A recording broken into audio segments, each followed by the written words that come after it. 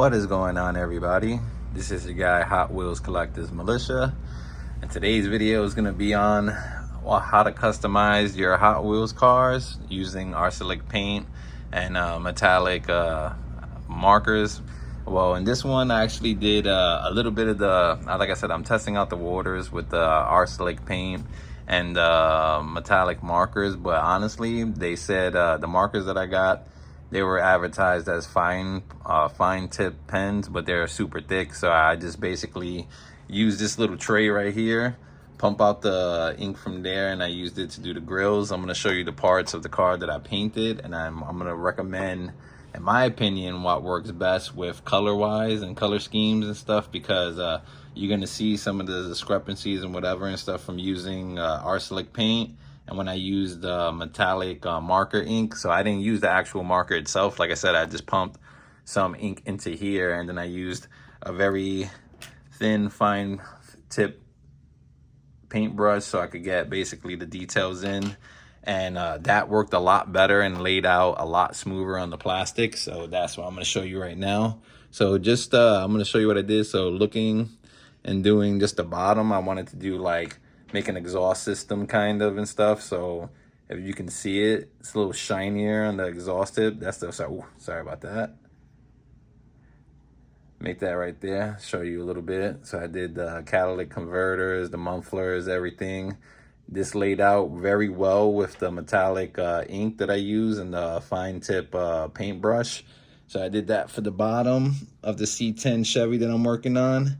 And then I also used the same metallic ink to do the back bumpers. As you can see, this thing was all white, by the way, and stuff. So I was able to do the front. Ooh, the Chevy sign right there. Look at that right there. Bang.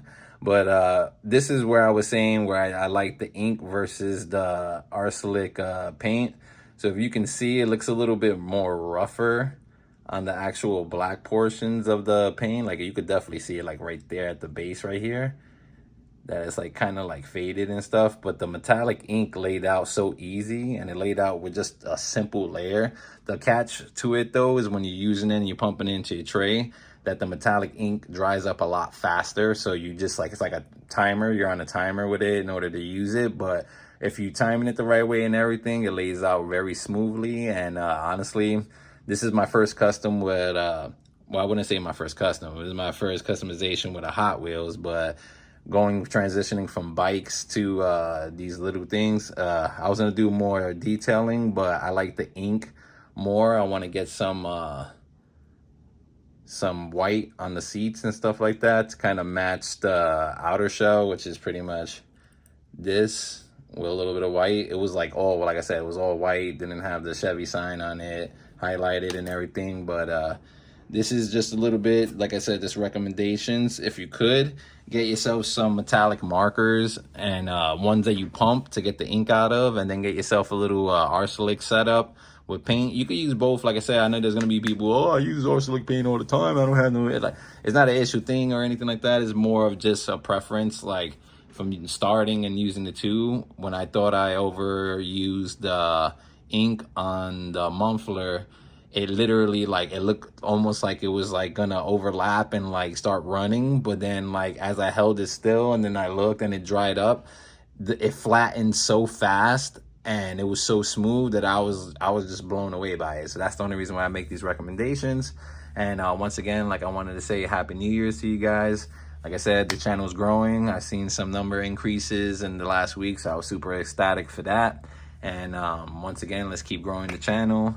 If you got buddies, tell your buddies and stuff. And like I said, I'm almost done with the website, so I can start putting the cars out there and whatnot, so that you guys can have some access to. So just be a little patient with that, but I'm definitely working on that and definitely gonna have a nice site for you guys. But once again, Happy New Year's to everybody. Definitely appreciate the subscribers, and once again, stay tuned because we got more content to come, and I'll show you at the end of this video more or less what the C10 is gonna look like.